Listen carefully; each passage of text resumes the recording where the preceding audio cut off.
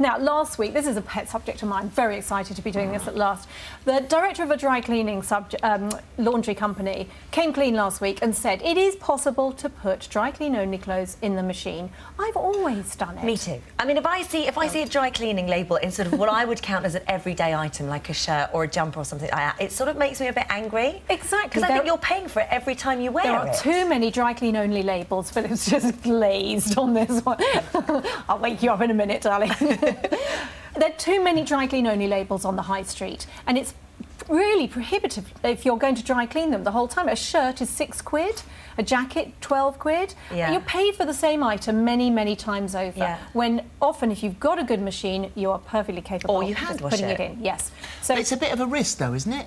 it is a risk. So you have to look at what let's you're see putting what in. happens. Well, not really, actually. If it's just If you wool, dip if you in, know like your my mum fibre. always just dips in a bit of the sleeve just to see what happens with the Does she? fabric.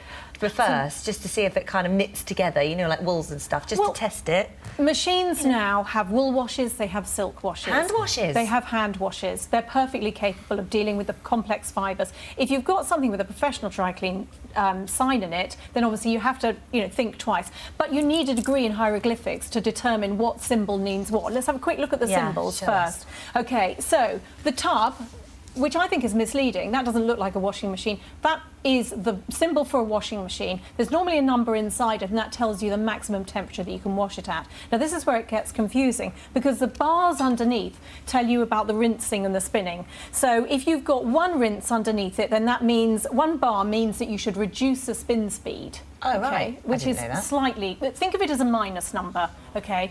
It is confusing, I think. If you've got 2 bars, then it means it can have a mild wash, but you can spin as normal. Who made these up? Not somebody who launders washing. Yeah.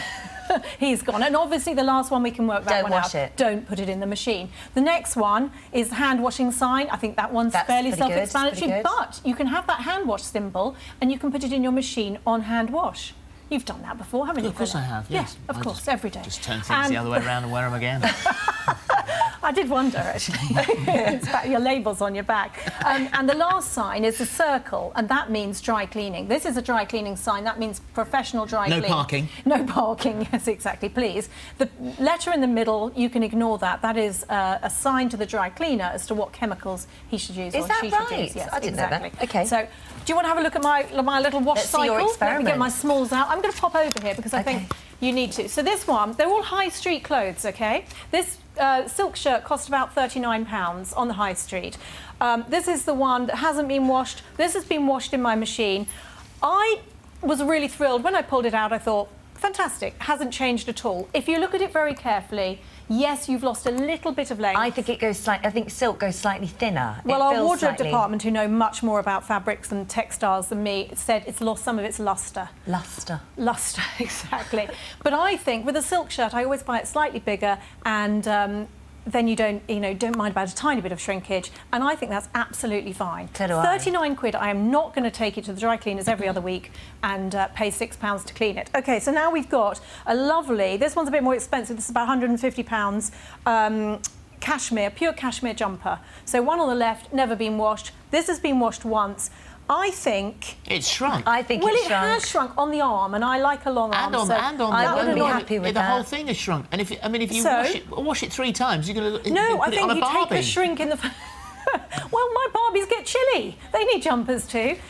I think that would not shrink any further. I would have hand washed that. Yes, well, I I put wouldn't that put in it the in the machine. washing They've machine. all been in the machine on a woolen wash. So you take your chance with that. It's still perfectly wearable. And this jacket, again, there's no reason, really. I would have been a bit more cautious about Yeah, this. me too. But there's no reason, because the fabrics, it's only polyester and cotton. It just went straight in the machine, came out again, and there's absolutely no Perfect. difference. So the rule of thumb is to not... It's all well and good saving the money on the dry cleaning, but if you wreck a nice shirt, then the rule of thumb is what? Well, the rule of thumb is really, if you're buying a cheap high street item, then maybe you're going to risk it. If you buy something expensive, then take it to the dry cleaners by all means. But do not pay for something 3 times over when you don't need to. No, no. Is my rule. OK.